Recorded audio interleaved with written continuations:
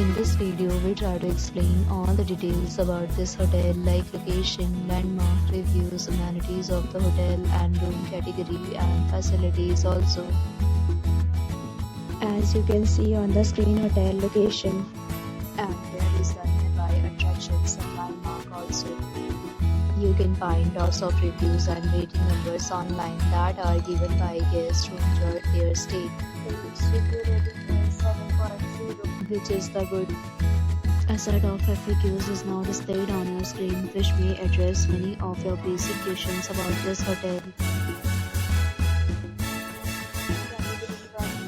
You can see on the screen details like room size, bed type, room view, amenities, facilities, and images, etc.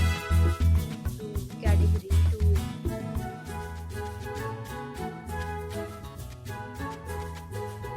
Category 3.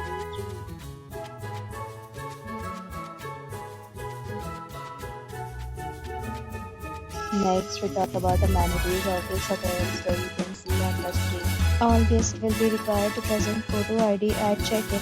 The hotel accepts major credit cards and reserves the right to temporarily hold an amount prior to arrival. The location of the hotel is first class and guests love to enjoy the surrounding.